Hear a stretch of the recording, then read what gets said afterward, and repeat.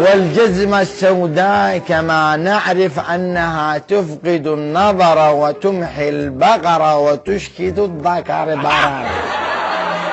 نعم. فقال فذكر أن رجله بها جزمة سوداء فخلعها ولبس بيضاء ناصعة البياض من المعرض اشتراها. لا مش من المعرض، هي موجودة جنبه وفي حصان، كيف من المعرض؟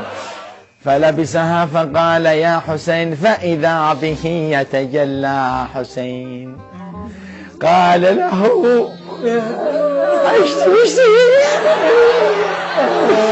قال يا من خارجني.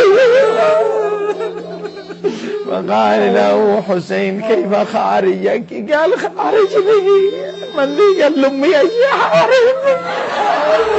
خمار ولا قدوه في أحسن بقعة. فقال ما هذا بيمينك؟ قال هذا تلفون الريمي ما بش حتى وحدات. فقال له الحسين ها فاندلع التلفون وحدات. فقال له ما بش فيه شحن. فقال له الحسين ها فإذا به يشتحن. فقال له ولكنه ريمي ما بش تغضية ولا بشيء.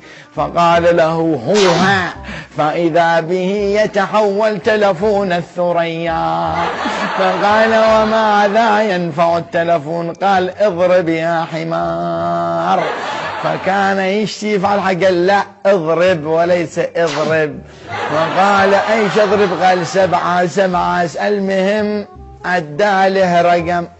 فاتصل برئيس الجمهورية آنذاك فإذا والجيش قد محمد من كل ربع